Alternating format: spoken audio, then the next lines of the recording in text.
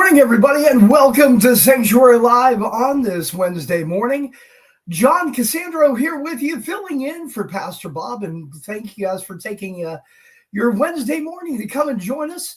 Let's go ahead and remove screen. I'm not used to being in the director's seat. I control for everybody else, but of course, as you're aware, Pastor Bob is on the plane, or he's actually arrived in Switzerland.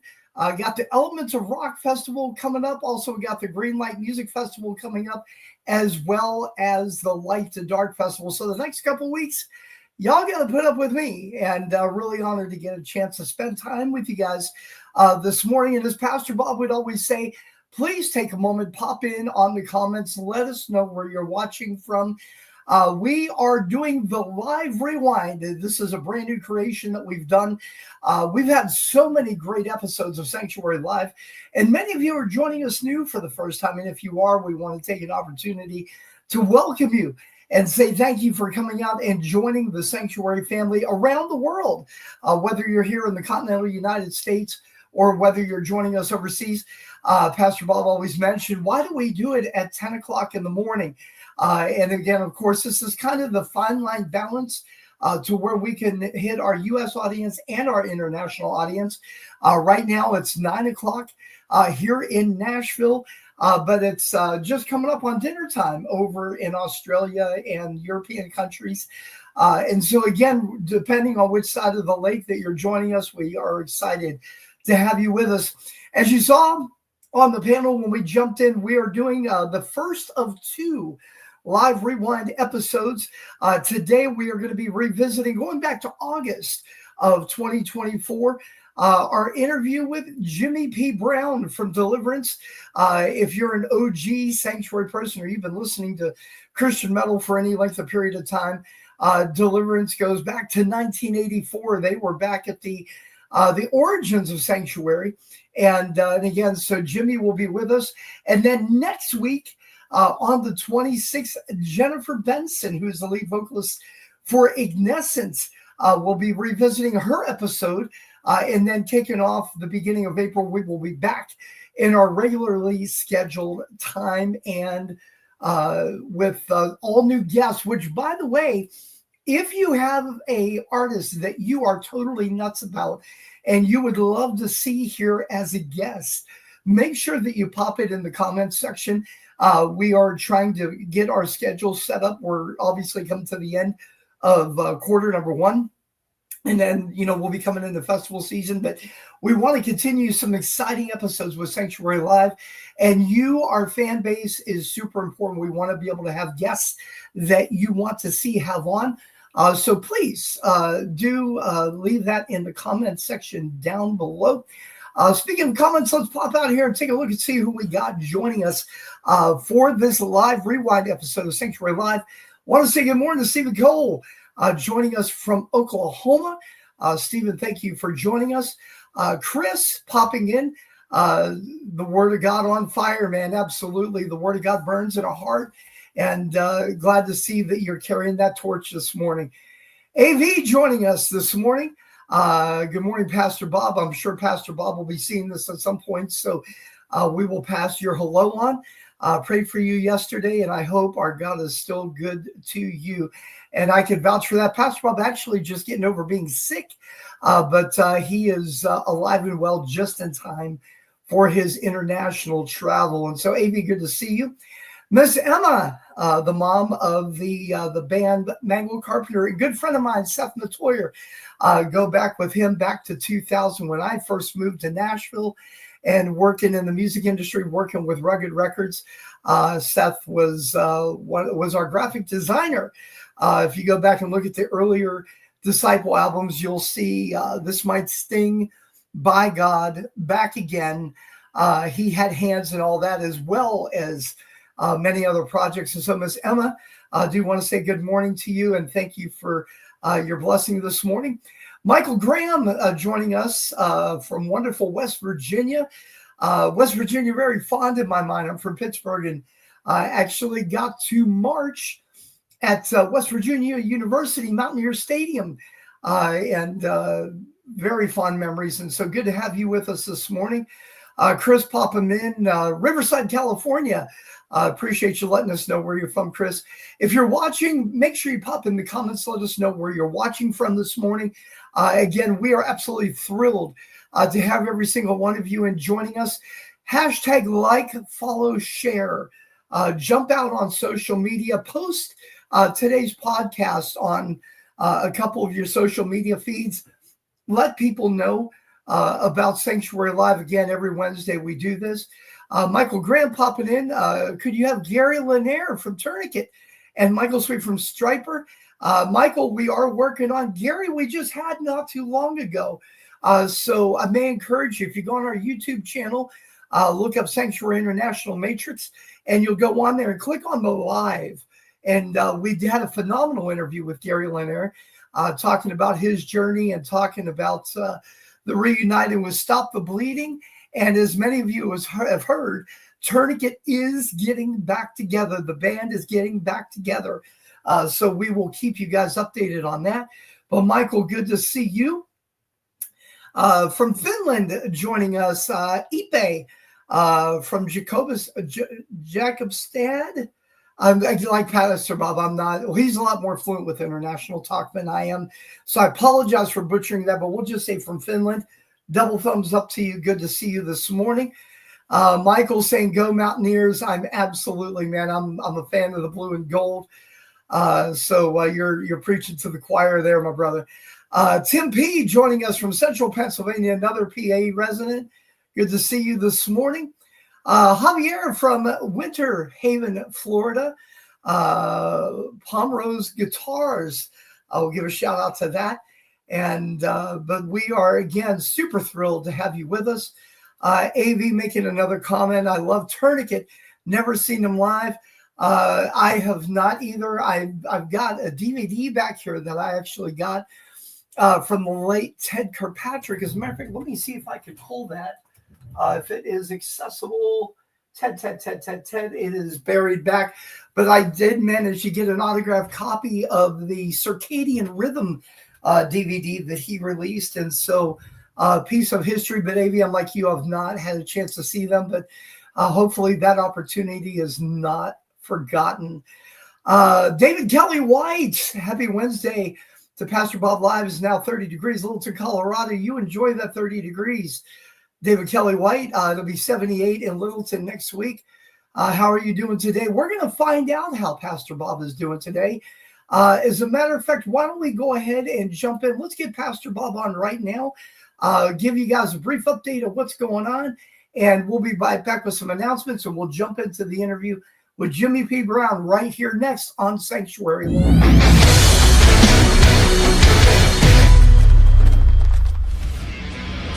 Hello, everyone. So this is my life for the day. Flying to Uster, Switzerland is the final destination. Excited to be there for Elements of Rock for the weekend. And if you're anywhere in the area, I hope you're going to join me. I'll be in Uster this week. Next week, I'll be in Denmark, in Denmark for the Green Light Worship that we're going to do there. Looking forward to seeing my Danish friends in Aarhus. And then the following weekend, I'll be in Sweden for Light the Dark. Used to be Bob Fest, Light the Dark Festival. And so if you're in Switzerland, Denmark, or Sweden, come see me. I'd love to say hello. And folks, I'm excited that we're doing a rerun today. We got so many great shows from the past. And I'm sure you're going to enjoy this one today. John, take it away.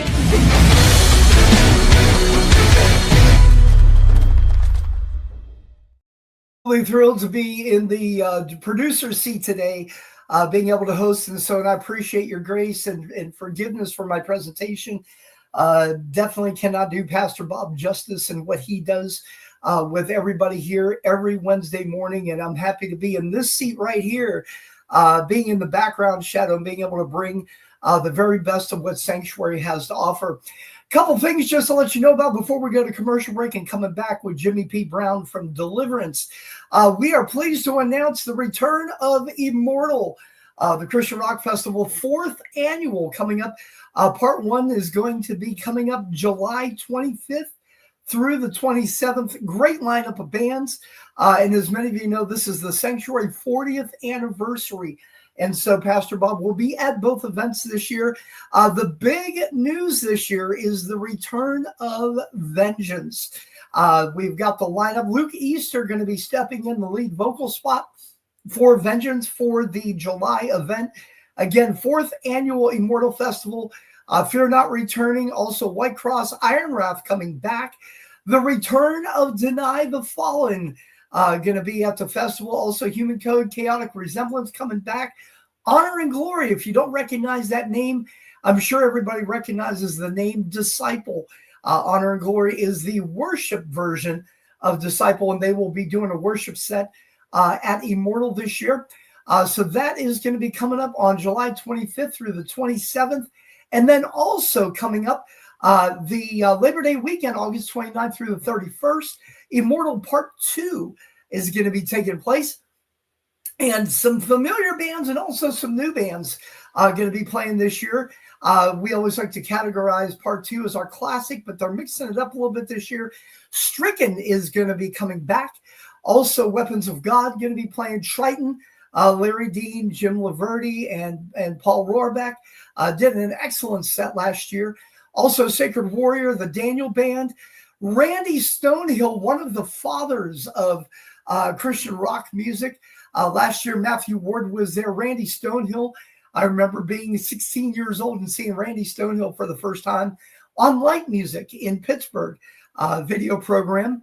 And but Les Carlson's going to be there. Bride's going to be making a return performance. Also, Ignescent, Jennifer Benson is going to be on next week's episode.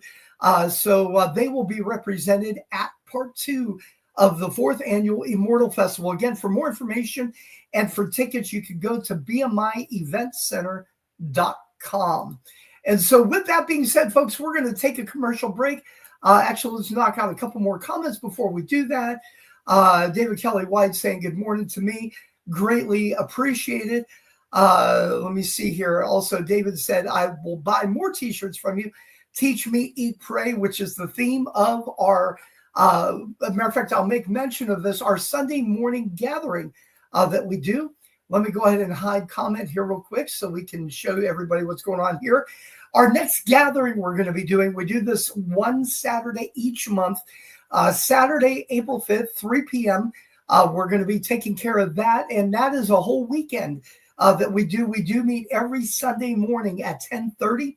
Again, that's so that is going to be gathering weekend.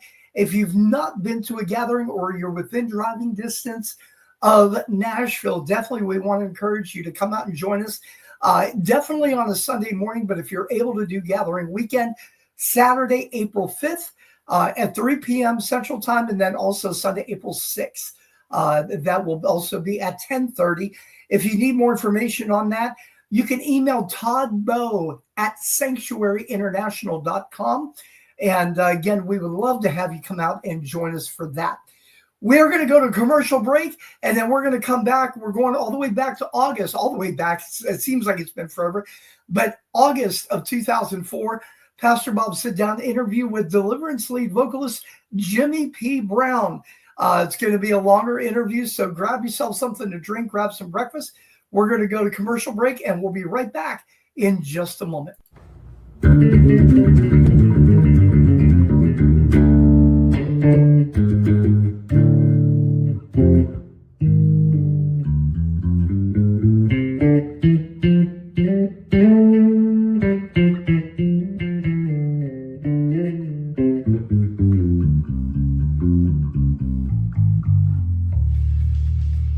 You are the beauty of life. Carry that thought in your mind. Hi, this is Jim Laverty with Barren Cross.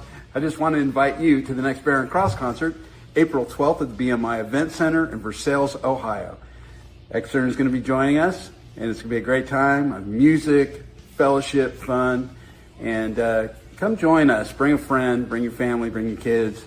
Again, that's Barren Cross, the BMI Event Center, Versailles, Ohio, April 12th. We'll see you there.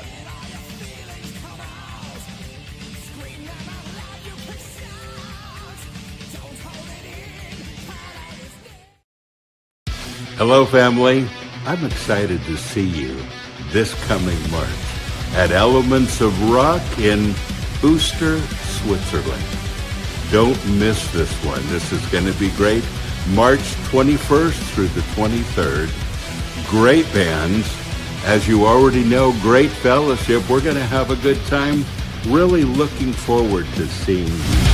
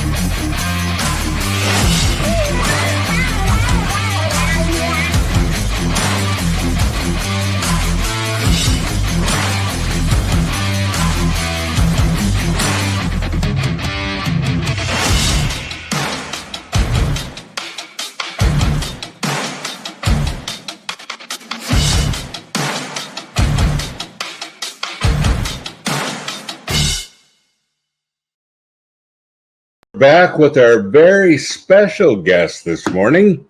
Jimmy Brown is here with us, live and in person. Jimmy, good morning to you. Good morning, Pastor Bob. How are you? Now, we share, in fact, when I saw you at Immortal Fest, the first time that we saw each other was by the coffee pot. Oh, yeah. Yeah. And then the second time, too. Well, Jimmy, it is always so good to see you, and I appreciate your friendship all of these years. Man, we've been friends for we're almost 40 years now. 40 years Yes. next year. 19, I met you in 84. And then we ended up actually getting to sit down and meet with you in 1985 once Deliverance had formed. But I met you right before Deliverance formed. So yeah, it's awesome. It's been a long time over at Whittier Assembly. It's a long time ago. Isn't it amazing that that's 40 years ago? Oh, I know. I still can't fathom it, Pastor Bob. It just doesn't feel like it. It doesn't, does it? Yeah, it's No. amazing. And Jimmy, you started Deliverance quite young. How old were you when you first started the band? I was 15. I was 15 years old. Yeah. Isn't that something? Yeah, I had to ride over to Whittier from Bellflower on my scooter because I didn't have a car, So I had a little Honda Elite scooter, if you remember. Yeah. Yeah, and it was red, and on the front it had the big. It was airbrushed on the front, the 666 with the cross through it, the slash through it. Right. I remember you commenting on that. That's awesome. That's Yeah. awesome. Well, what a great start, though. And, Jimmy, let's go back to the very beginning of all this. Sure. Because those really were exciting times. Mm-hmm. And honestly, I think we had some great bands, but nobody really knew what they were doing yet. This was No. wasn't it? All new. Yeah, it was all new. I mean, to a degree, we'd already seen. You've been so entrenched in the music scene for so long, Pastor Bob. But so I grew up kind of going to the, since I was like 10, that was when my family converted. So I started going to the Calvary Chapel shows because that's where all the music shows were. So Right. I'd go to Costa Mesa or I'd go to Downey. Yes. Whatever I could bum a ride from somebody to. And I started seeing bands like Daniel Amos and Resurrection Band and Servant and Petra. And, that was kind of the core beginning of it all.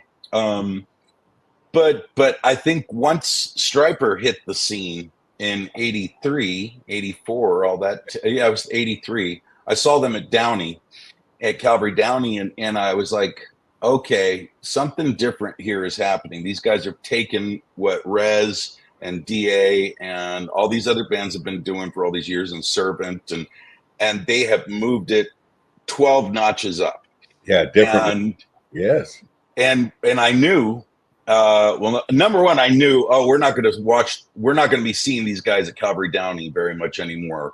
And I was right. I mean, I think like 5 months later, they were headlining the Santa Monica Civic. Yes. And they just took off. And I remember seeing you at the Santa Monica Civic show, if I'm not mistaken. But because that was a big deal. Oh, yeah. And I think Steve Valdez and a bunch of other people were there too. It was a big deal. And then of course TBN was there with their cameras rolling for their video show. Yes. So I knew right then something different was happening. And then I remember you and I talking, and you said, keep your eyes, peeled for a new band that's coming around. It's called Barren Cross. And so I went to go see them at Calvary Downey. They played a show there. And I was at that show too. Yeah. So it's like, man, it was an exciting time because it was so new for metal.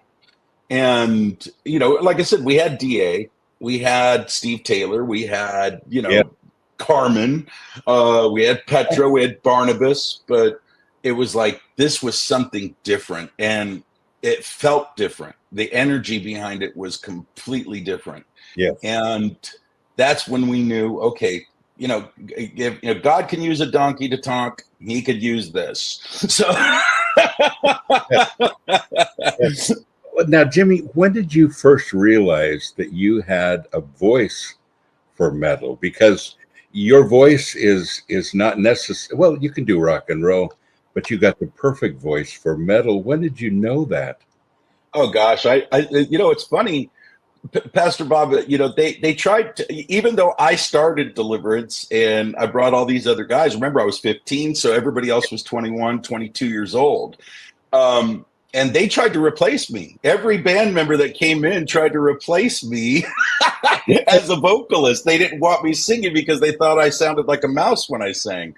And it was kind of funny. But I always knew that if I'm writing these lyrics, I've got to sing them. Whether I sound like Mickey Mouse or not, I've got to sing them.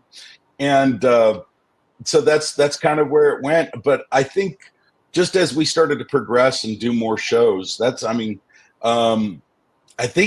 fact, I remember, Pastor Bob, the first time we played the Whiskey, you were there and you saw me out in the alley behind the Whiskey, and you said, well, what are you doing out here? And I said, they won't let me in the club because I'm 15. So I could only go in there to play. That's it. Wow. Isn't that so? You could play, but you couldn't be in the club. That's interesting, isn't it? Yeah. It was that way when we played the Troubadour, the Whiskey, the Roxy, Gazzari's.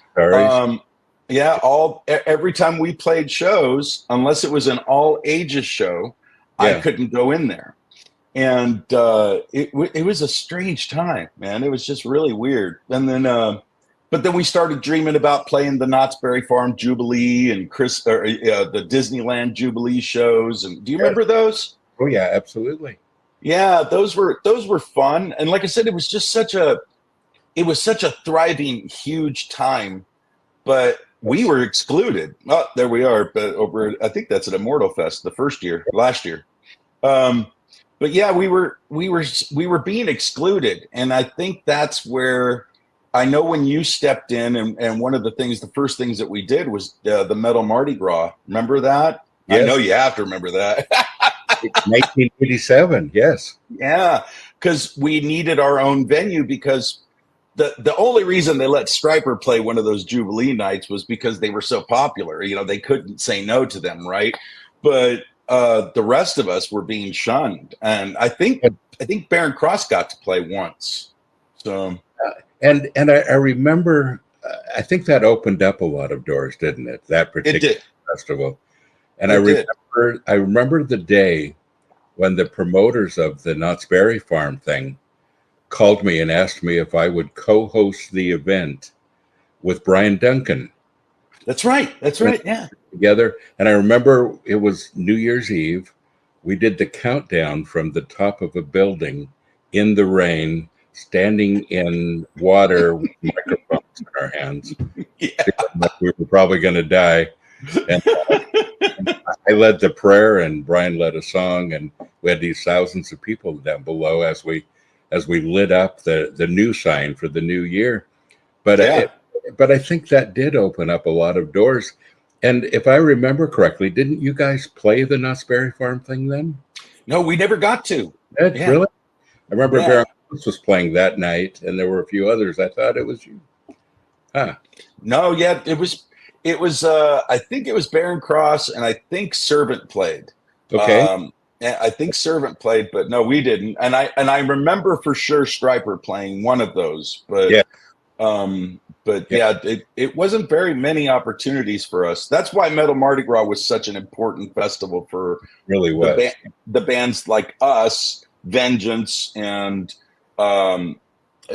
Soldier from Northern California, groups like that, just all these bands that never had a chance to play anything big. And Metal Mardi Gras opened up the doors. And then for other festivals that came, if you remember all those Fontana, San Bernardino concerts, like his festival and Metal Midnight, they all came and followed the footsteps of what we did over in Long Beach at the Metal Mardi Gras. Yes. Yeah, some great festivals after that, and then of course internationally, which you have done as well. So it was really fun to be involved in the groundbreaking of all that as you were. So those are good times, and it just sometimes it seems like 40 years, Jimmy, and sometimes I can't believe it's been that long. Oh, I know. I'm still, other than waking up and seeing the wrinkles and the white hair, and I mean, I don't feel like I've been doing this for 40 years. It just doesn't feel like it. But when I start going back, and especially me and Larry Farkas are recording a lot right now. I'm doing a solo project called Novella, and Larry and I are writing together for the first time since 1986. And of course, Larry, we split off from Deliverance to start Vengeance, or to be part of Vengeance rather. Right. And then we ended up doing shows together. And like I said, from all these splits, boom, boom, boom, the movement grew.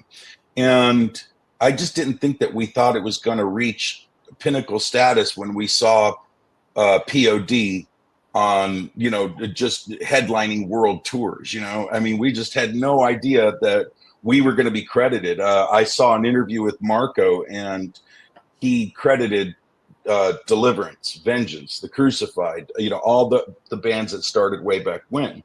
Yeah, we're talking what, 85, 84, 86, 87, that was a pinnacle influence. And I never thought of Deliverance and Vengeance and Sanctuary and Crucified as opening doors for these guys, but they credit us for that. And last year's Immortal Fest, when Kevin from Disciple went out there, and he said it not once, not twice, but 3 times from the stage. If it wasn't for Deliverance, I've been hearing their songs in my head for the last 30 years. And boy, I'm not going to lie though, Pastor Bob, when he said that, I just immediately grew a long white beard in my head. It's like, God, 30 years he's been listening to us. Exactly. But those were such iconic days. Now, we were the heavy metal church, and then Set Free was the motorcycle church. That's right. The bikers. And Phil Aguilera and I are still good friends after all these years. Phil started. Oh, right on. But we would send bands back and forth. Yes. And he actually came from his church. And I believe that one of their very first concerts was in Sanctuary. And I remember after the concert, Jim Laverty pulling me aside and saying, Bob, we really have to screen the bands a little more because this band is very good. Which band was that? Yeah, that was Jim Laverty and POD. Yeah. Oh, was it POD? Oh, that's funny. That was a long time ago, though. What they started, I think, in the 90s, right? Because they were younger than us. It was actually in the 80s. Oh, and wow. One of their first concerts. And I just remember, Jim saying that to me, but you never know what's going to take off. And Jimmy, honestly, and I'm not just saying this because you're sitting here, but you've always had one of my favorite voices. It's thank you. To me that you had band members that thought you needed to be replaced, because I've always thought that you had the perfect voice for metal. Oh, thanks, Pastor Bob. but I'm just reading some of the comments that are coming in, as you see, all over the world, and I think there's a whole lot of people that agree with me on that as well. I appreciate it. So 40 years, Jimmy, is amazing, and we all do little side hustles and little work on the side to bring in finances, but this has been your life, most of your life. Oh yeah. I mean, we took a break for a while because obviously my family was growing, and if you remember, Pastor Bob, when you were at our wedding, of course, and you played the organ. Yes. And it was so funny. I'll never forget that day, because you as the people were coming into the sanctuary, you were playing the piano, and I remember asking you, aren't you going to play the organ? And you're like, Jimmy, I never really play organ. I was just planning on playing the piano. I'm like, please play the organ. And you did. You got out there and you fired up that B3, man. So, but I remember those times and thinking to myself, gosh, so we had Deborah not but a year later. And then we just had our one child. So at that time, Deliverance was taking off and doing our thing. We got signed to Intense, and we were starting to tour. Yeah. But then by 94, our second daughter came, Annika. And then when Annika came, that's when it started getting a little rough for the metal bands by 94, 95, because grunge had taken over. Yes. And we were, I don't know how all of a sudden metal became a dirty word, and nobody wanted to be associated with metal anymore, and we put out a record called Camelot, which was right before the band kind of dissolved. Mm-hmm. And that record just didn't do well. And I remember Frontline, Jimmy Kempner, they were just like, we were really hoping it was going to sell, but it didn't. So bye, and they dropped us. But I didn't know they were in financial trouble too at the time. Right. And they dumped a considerable amount of money into the record. And so that's when we kind of just disappeared into the limelight, out of the limelight rather. And then, I just concentrated on working and doing the family thing and all of that until I think it was you and Doug Van Pelt called me in 2000, because you guys were putting together a show out at Cornerstone, a reunion of all the metal bands, right? Mm-hmm. And so we came back and we did that. But by that time, I'm not going to lie, I was so entrenched in the work world at this point. I was like, I don't know if I could leave a stable paycheck to go back to the uncertainty of being an artist again. And so it was a tough time, but I still continued to put out albums. I still continued to do Deliverance, and as well as my other projects, Fearful Symmetry and Jupiter 6, which you invited Jupiter 6 to play that California Cornerstone. Yes. And I'll never forget, Pastor Bob. I don't know if you remember, but you walked up to me and you go, Jimmy, are you going to play All Day and All of the Night? That's my favorite Kinks song. And I said, yes, we're going to play that song today. I promise you. And I had to go to the band and I told them, it's not on the set, but we got to put the song in the set. Pastor Bob wants to hear it. So we played it. Day, all day, and all of the night. The night. Oh, a great song. Such a fun song. Yeah, totally. Yes. Yeah. So we But I didn't really start thinking about, at that point. Now, again, I was pretty entrenched in the casino business. I was growing in casino marketing and doing my thing. And I went from being a host to an executive casino host. Then I flew out to Alabama, took a director's position out there. And I was working 2 properties at once. And it just started getting tougher and tougher, Pastor Bob. I wasn't seeing my family. I was working 14, 15 hours a day, 6 days a week. Yeah. It was just getting rougher and rougher. And I woke up one day and I just had some sort of strange epiphany. I don't know what it was, but I woke up and I literally said, I can't do this anymore. I am robbing people. And even though I'm not putting a gun to their head and making them gamble, I am in charge of writing the slogans that go on the billboards that say, you can win.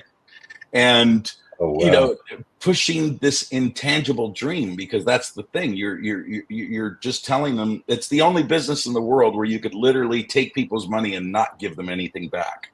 Yeah. And I was just like, wow, it just hit me. It hit me. And I said, I can't do this anymore. And it led me down a strange path that I didn't know where I was going to go.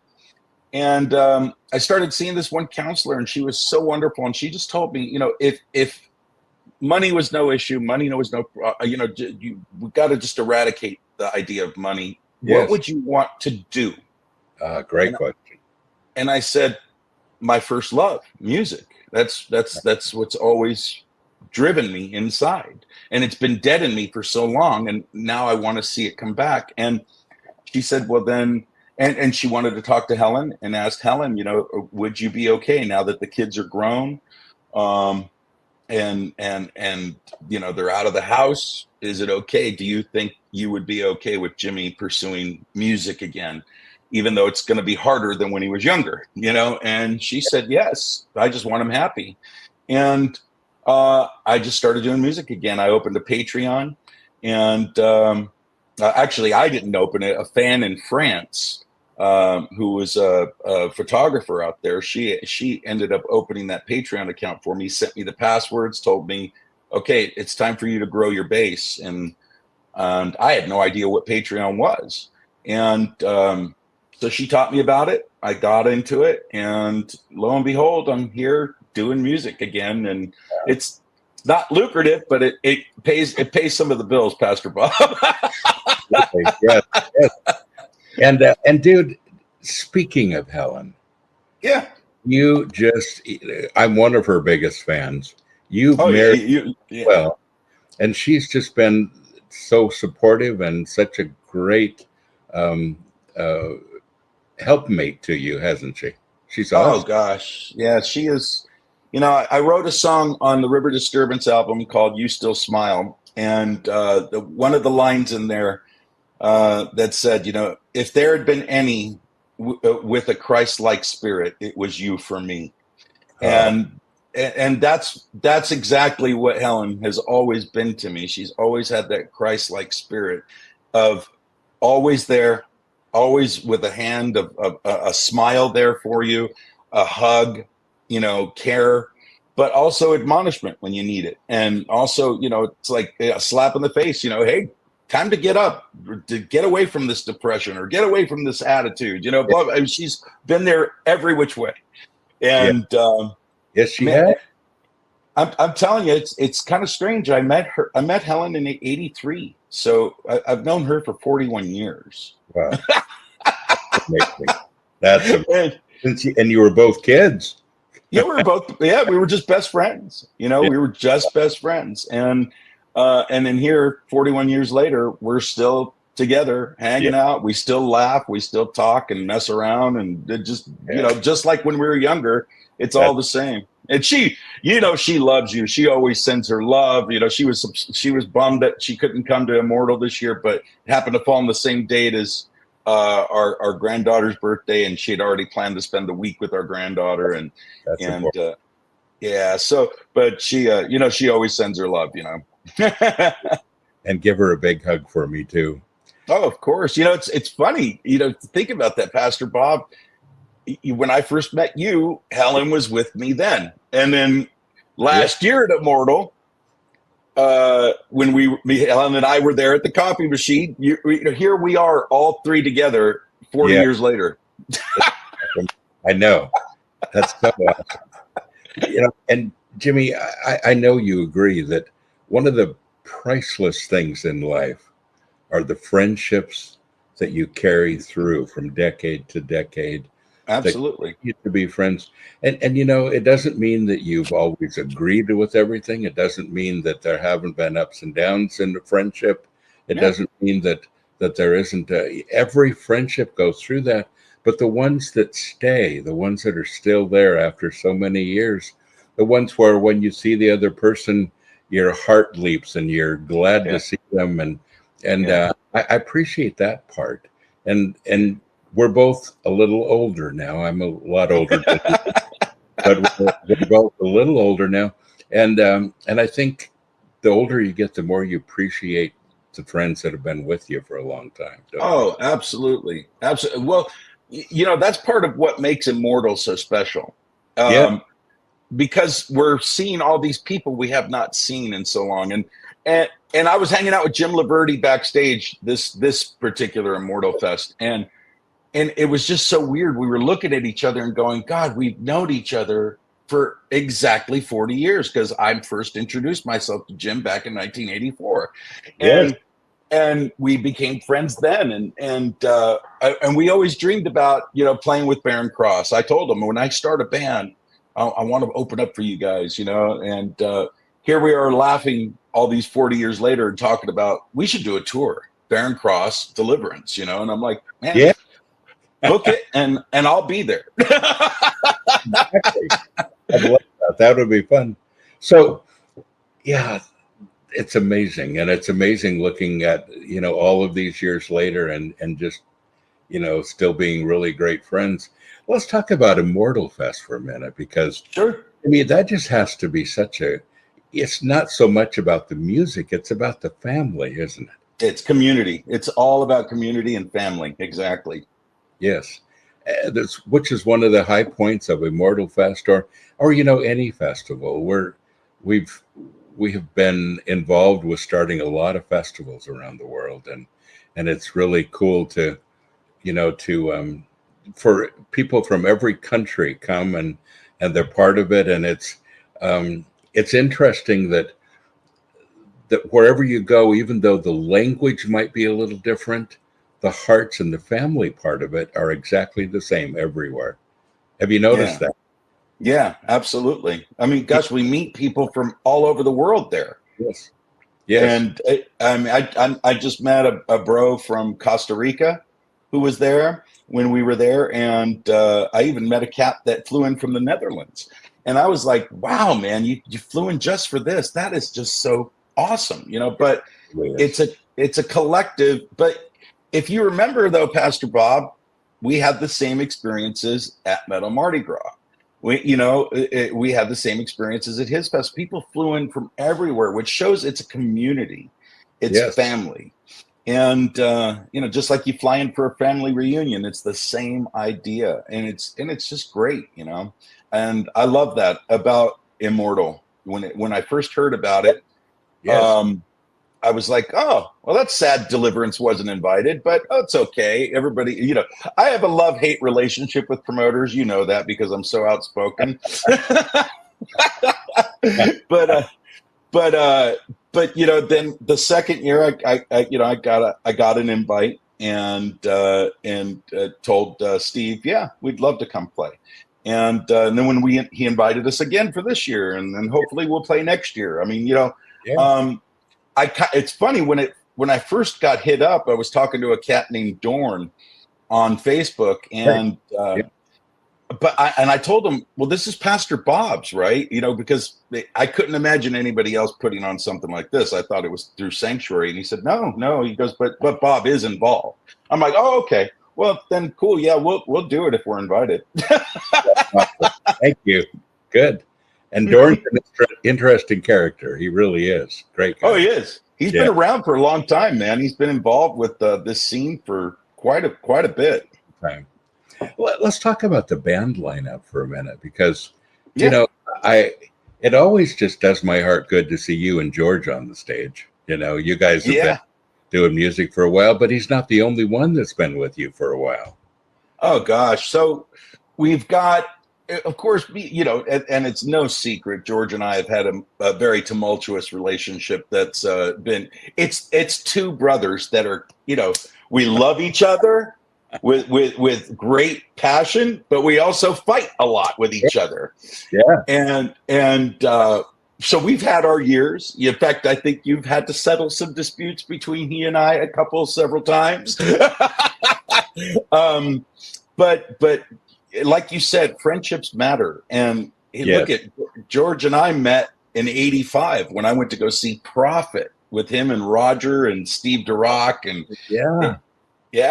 So I met George way back when, and then we started working together in '89 after Glenn departed over there at departed Deliverance. Yeah. And so George and I effectively had been real good friends since '89. And like I said, ups and downs, rocky roads, and then we hit peaks and valleys, and it's all good because, like I said, we still hug each other's necks, and we still get very happy when we jam with each other and play with each other. That's not me and that's me and Glenn. There's a better picture of me and George I sent John. I think I sent it to you, but that's all right. That's when I had a bald head, Pastor Bob. Because my hair's been thinning. And I thought to myself, I might as well just shave it and see what it's going to look like when it completely goes. We've all tried many different hairstyles over the years, haven't we? Gosh, yes. But so with George, like I said, it's just wonderful that our friendship is still thick, and so we're together and we're playing and we're having fun. You could see the dynamic, especially on stage. There's a lot of dynamic between me and George, and then Manny Morales joined Deliverance back in 1985 when we first started. Right. And then we split apart, and then we came. I'm sorry? What a great guy. I love him. Oh, Manny. Yeah, Manny's good people. Yeah. And he split off from us for a little while, but then he came back to in 92, and he's been pretty much with me ever since. Yes. And then Jim Chaffin and I met each other in 1985 out in Fresno. When he was crucified. Yes. He was playing with the Crucified, which they became probably my favorite band in all of the Christian metal punk thrash scene, Yes. And so we started hanging out with each other at that point, even though he was in Fresno, I was in Los Angeles. And but whenever we had a lull, like when Chris broke his ankle, we called Jim. And when Chris bailed out on our tour and just couldn't tour anymore, he had to go home and be with his family, we called Jim. So Jim's been an unofficial member of Deliverance since around 86, 87, but he officially joined in 2015, and I couldn't be any happier because absolutely, Jim and I are brothers, Yes. And dude, he is still one of my favorite drummers. He is amazing. Yeah. He's got a style, doesn't he? Yeah, he totally does. Yes. Yeah. But he's I just love his style. And then we just got a brand new guy named Dan Corona who Manny found out out there in Austin, Texas. And Dan is he's an incredible guitar player. He's a great singer. And he's been a joy to add to the scene. There you go. There's a picture of us all. He's just been amazing and a nice addition to what we're doing. What's funny about that picture that's showing right there, Pastor Bob, I was trying to get back up and my knee gave out and I fell backwards right into the monitors.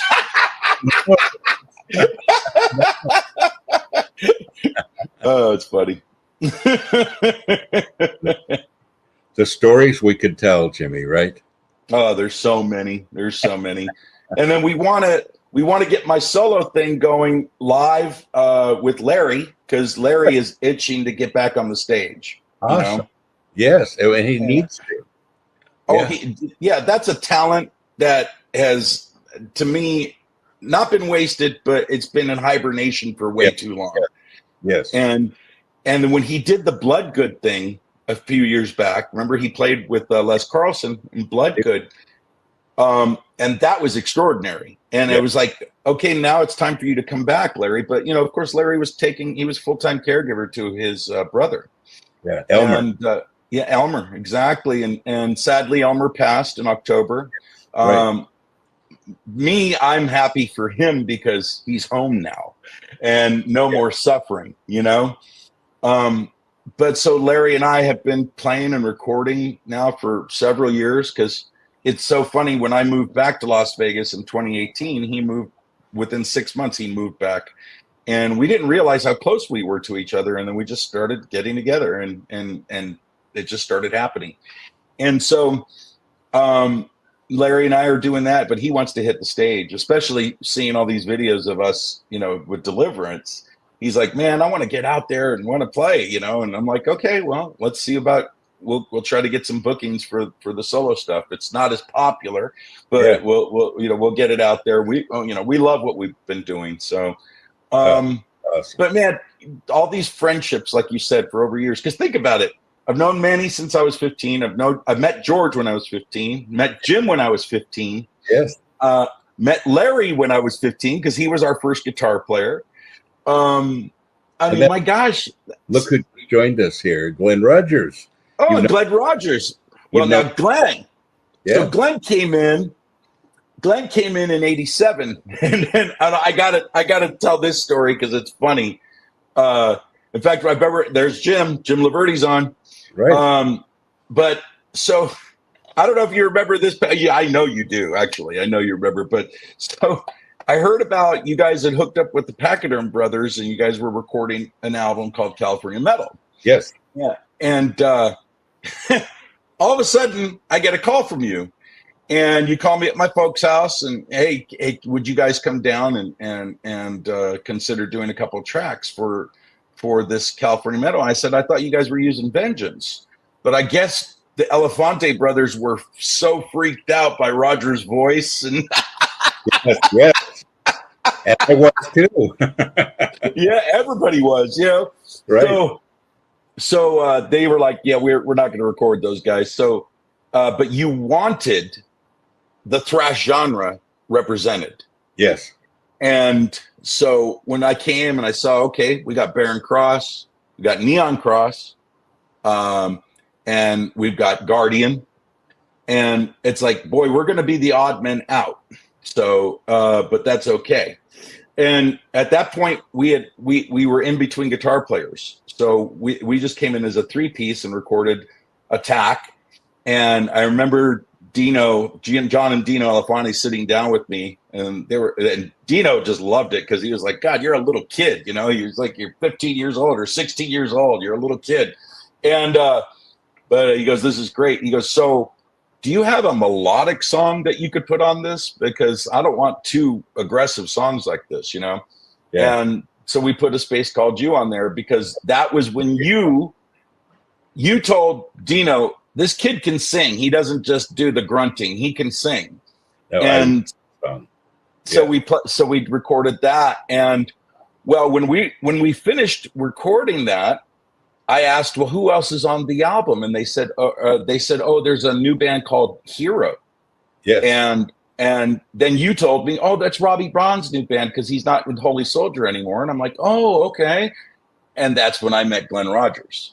Yes. And then Glenn told me, oh yeah, I play more thrash than I do this kind of music, oh man, I'm not gonna lie, right away I went to work on stealing them from Robbie. It was all musical chairs back then with all the players, if you remember, And I'll never forget that first meeting at Pachyderm Studios. Yeah. Where we all sat, all the representatives, all the band sat in the studio, I think it was the front office of the studio.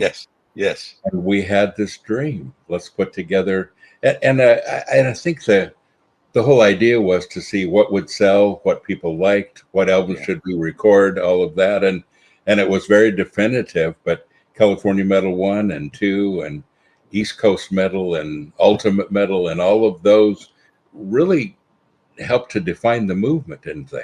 Oh, completely. I mean, I completely credit our appearance on Cal Metal to even putting Deliverance on in the ears of people all over the world. Yes.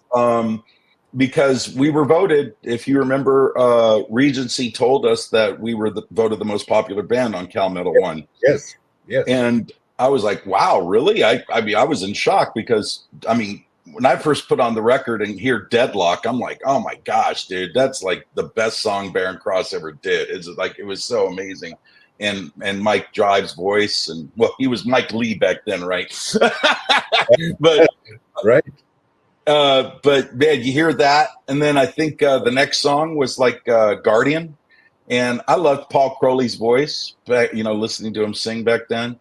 Yeah. And the Neon Cross, which Dave, I mean, my gosh, man, Dave had that Robert Plant, but with super uber power, Right. Yes.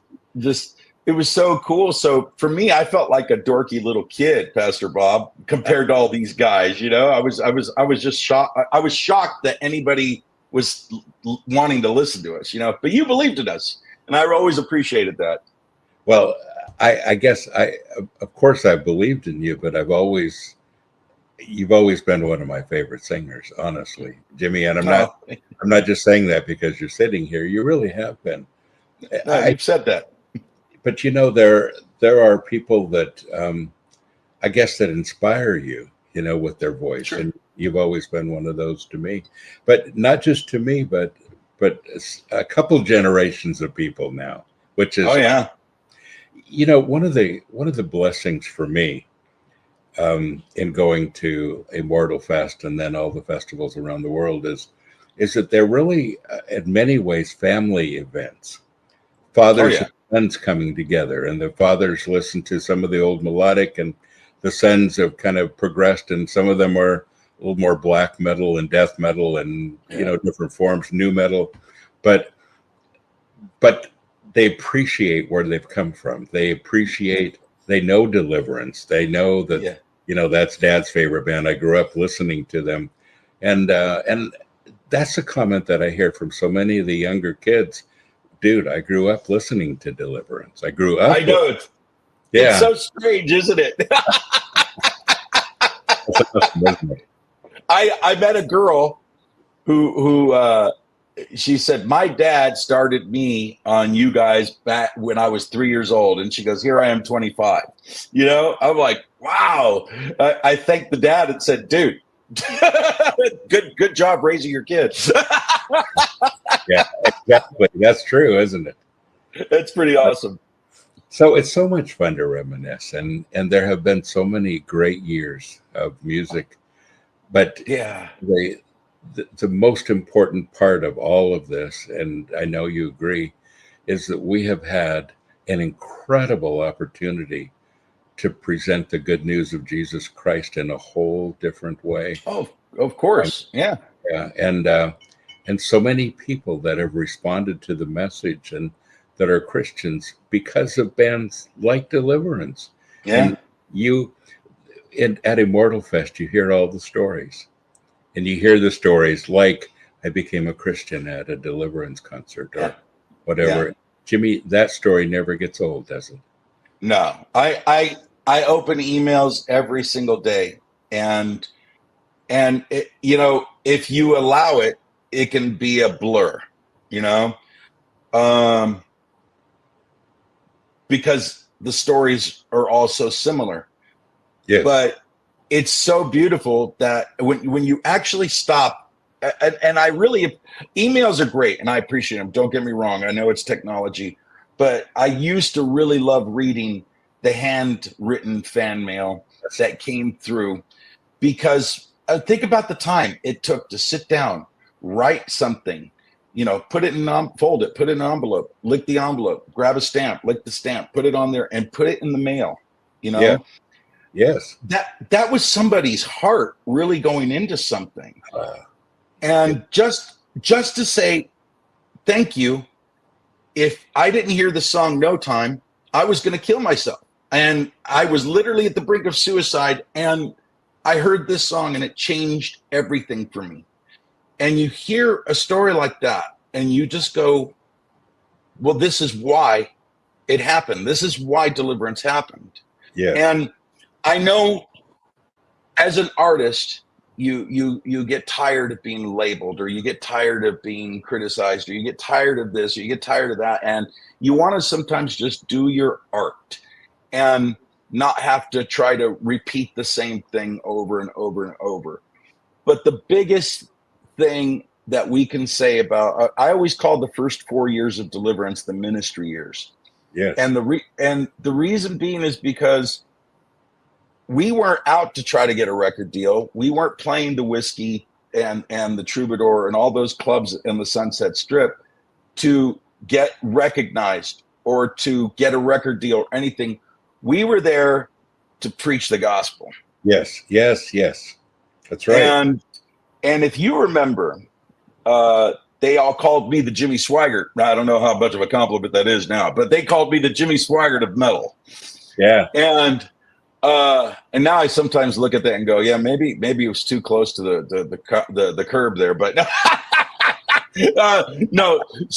But you know what it was is I didn't care raining down fire and brimstone during our shows, man, because it had to happen the way it did. The music was aggressive, so the message had to be just as aggressively presented. That's right. And we got so much respect out of it because, I mean, bands like, Dark Angel and Viking, Yeah. I knew a lot of them were friends with Glenn, but they were continuing to see us without Glenn when Glenn had stepped down and moved on to some other things. But they continued supporting us and supporting Deliverance because for them, they respected the fact that, you know what, these guys are Christian, but they're not stuffed shirts. They're not weirdos in their head, and they're not going to not want to hang out with us because they're Christian and we're not. But they respected the fact that we were very militant with our message. Yes. But we also were very, very careful to preach the gospel of peace. Yeah. And just to let people know that, Jesus loves you. That was the core of what we were. And yes, years later, you go through the art years. You're like, oh, well, not all the Psalms are about the Lord. And sometimes there's just some nice songs here about that or this or that. And again, that's all good and wonderful. And it's great to be an artist. And I'm very thankful that gift has been bestowed upon me. But yes. I can't forget the initial reasoning behind why I was given this gift to begin with, and had that fire in me that was burning to get on a stage. And those first 4 or 5 years were they were, for lack of a better word, Pastor Bob, they were just magical, Yes. And I really, really appreciated what was being done through all of us. And it wasn't just Deliverance. It was every band at that time. Mentioning, I just brought up Neon Cross and Dave Perdue. He was a fire preacher, he was just like, still is the show. Yeah. He was a beast on the stage. And not only as a singer, but a preacher. And Baron Cross, Jim, I still remember to this day, Jim having that big Bible and breaking it out right in the middle of the set, and talking to the crowd. So yeah, those early years were pinnacle. And I believe that's why God had such a nice, beautiful hand of blessing on what the scene was at that time, because it was pure. It was real. We weren't out to make money. Because we didn't. Yeah. Well, some people did. Frontline? No, Intense. Yeah. Yeah. We could go there, huh? Yeah, we can. But that's all right. It's okay. That at least they, when all was said and done, I guess they didn't put on a pretense that they were there for ministry. They were a business, so they had to make money, I guess. But although I always wanted to ask you, what happened to Bottom Line Records? Why didn't that ever take off? I just kind of felt like we didn't need to, you know, because there were so many other companies. And just to be honest with you, Jimmy, a few years ago, there were a bunch of us that got together. A lot of us that felt like we had some responsibility with the whole Christian rock, you know, industry. Yeah. And you know, John Stills was there, and Doug Van Pelt was there, and Glenn Kaiser, and there were a bunch of us that we all met at Charlie Peacock's house, and just spent the day in prayer and fasting. And at the end of the day, we felt like God told us to walk away from it. And I really have, for the most part. There are very few people in the industry that I trust because I have way too much experience with it, and you understand that. Oh yeah, yeah.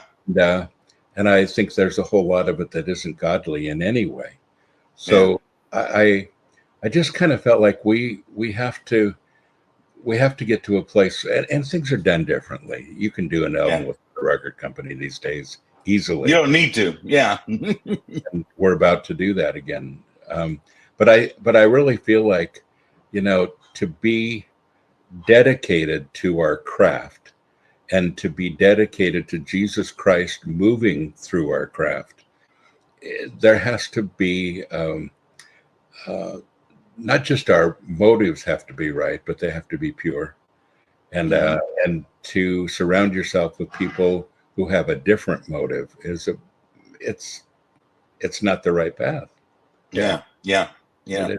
And I know you know that more than anybody. So, well, we've met some interesting characters along the way, haven't we? Yeah, and you've met a lot of interesting characters, including me. So, you know, it's interesting. We always talk about, you know, the people that are still standing, the people that are still here, the people that are still serving the Lord, the people that are still faithful to the movement. But, you know, I always think, isn't the greatest thing that God is still faithful with us? Oh, gosh, yeah.